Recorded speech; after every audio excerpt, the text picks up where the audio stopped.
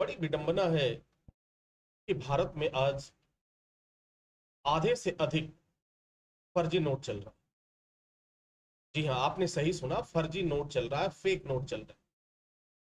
अब इसको जानने के लिए आपको दो बातों को समझना होगा, और जिस दिन उस दो बातों को समझेंगे और आपने प्रश्न करना शुरू किया या फिर आपने आरटीआई लगा लिया, तो आपको दूध का दूध और पानी का पानी अलग हो जाए। मैं हवा में तो बात कर नहीं रहा, मेरे पास इसके सबूत है।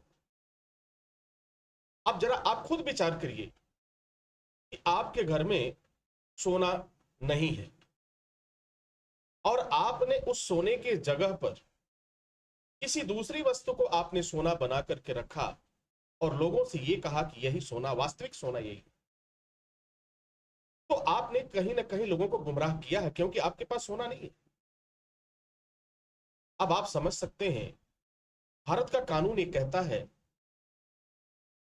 या अगर हम दूसरे देश के कानून की बात करें, तो आपके पास जितना सोना होगा आप उतना ही नोट छाप सकते हैं। तो पहला प्रश्न आप ये ढूंढने की कोशिश करो इसका जवाब कि भारत के पास कितने टन सोना है। भारत के पास कितना टन सोना है, पहला प्रश्न खुद करो। कोई जरूरी नहीं है कि जो मैं कह रहा हूं वो सही हो। आप मेरी बात पर जो लोग भरोसा करते हैं वो तो अच्छी बात है, कुछ लोग ऐसे होंगे जो मेरी बात को बिल्कुल भरोसा नहीं करें। लेकिन मैं दावे के साथ कहता हूं कि भारत में आज आधे से अधिक नकली नोट, फर्जी नोट चल रहे हैं। अब एक ऐसा फर्जी नोट जिसका लेन देन आप बैंकों में कर रहे हैं, वो वैलिड है, बैंक में लेन देन कर रहे हैं। अब सवाल उस समय होश तब उड़ गए जब हमें इस बात की जानकारी हुई कि सोना इतना है, और सोना के अकॉर्डिंग अगर देखा जाए तो भारत में नोट कितना चल रहा है, दोगुना चल रहा है। दोगुना कह लीजिए, उससे जो जानकारी में है, जो लिखित रिपोर्ट आ रही है, इसमें इतने हजार करोड़ के नोट छापे गए, इतने नोट छापे गए। अब वो तो पता चल जाएगा कि आपने इतना नोट अगर छापा, कब कब छापा गया, और भारत के पास कितना सोना है। बस ये दो प्रश्नों का जवाब आप ढूंढ लो, आपको दूध का दूध और पानी का पानी दिखाई देने लगेगा। हम कितना झूठ बोलेंगे, हम क्यों भारत के साथ, भारत के लोगों के साथ, भारत के भविष्य के साथ इस तरह की धोखेबाजी, इस तरह की झूठीबाजी आखिर क्यों कर रहे हैं? इसके लिए जिम्मेदार कौन है? कहीं ना कहीं जिम्मेदार भारत की जनता है। क्योंकि जब तक हम देश को चलाने के लिए हम नेताओं को मानते रहेंगे, जब तक हम ऐसे अनपढ़ लोगों को मानते रहेंगे जिनके पास क्या है, सत्ता तो आ जाती है, लेकिन ये सत्ता का दुरुपयोग करते हैं। यह तब बदलेगा जब भारत का हर एक नौजवान युवा साथी यह सोचना शुरू कर दे कि यह देश मेरा है, यह देश मेरा है, और इस देश के लिए मुझे हर कर्म करना है, सब कुछ करना है। बातें तो होती है कि देश को बिकने नहीं दूंगा, लेकिन देश को बेच दूंगा, इस बात की गारंटी है। देश को कैसे बेचूंगा, आपके सामने है। बस दो प्रश्नों का जवाब आप ढूंढना शुरू कर दीजिए, आपको सच्चाई का पता लग जाएगा कि भारत के पास कितना टन सोना है और भारत ने कितना नोट छापा है। बस दो प्रश्नों का जवाब ढूंढो, आपके सामने आएगा। आप पढ़े लिखे हो, आप बुद्धिमान हो, एक आरटीआई लगाओगे, सारी चीजें सामने आ जाएंगी।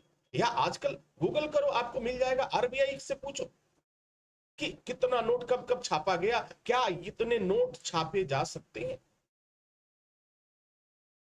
और अगर नहीं तो फिर छापे क्यों गए। तो इससे यह जाहिर होता है छापे गए। भाई होता है ना कि भाई वर्चस्व की राजनीति, तो भाई एक ऐसी शक्ति है जिसका वर्चस्व है, और आज पूरा भारत उस शक्ति के साथ तालमेल मिला के चल रहा है। वजह पीछे क्या है? डर। एक ऐसा डर, जेल जाने का डर, फंसने का डर। क्योंकि दुनिया में कोई भी ऐसा इंसान नहीं है जो राजनीति में रहते हुए कुछ ना कुछ बातें, कुछ न कुछ चीजें ना कहा। अगर आपने कुछ बोल ही दिया, उसके अर्थ का अर्थ अनर्थ लगा करके हम आप पर कार्रवाई कर लेंगे, क्या दिक्कत है? झूठ की परंपरा को भारत में जिस तरह से ऊंचा किया गया, भारत का भविष्य यही सीख रहा है कि हमें कितनी सफाई से झूठ बोलना है। एक समय ऐसा था कि झूठ बोलने से लोग थोड़ा सा कतराया जरूर करते थे, थोड़ा सा संकोच जरूर करते थे, लेकिन आज झूठ बोलने में कोई संकोच नहीं। हम झूठ बोलेंगे, और एक ऐसा झूठ जिसे पूरी दुनिया सच मानेगी। आप भी सच मानोगे, आप तालियां बजाते रहोगे, और भाइयों बहनों सुन करके आप खुश रहते। कोई बात नहीं, आज नहीं तो कल आपको इसका अंदाजा लगेगा। आज नहीं तो कल आपको इस बात की जानकारी होगी कि हमने क्या खोया है और हमने क्या पाया। वर्तमान समय में हर परिस्थिति जो चल रही है वह कहीं ना कहीं देश के खिलाफ चल रही है। क्यों चल रही है मालूम नहीं,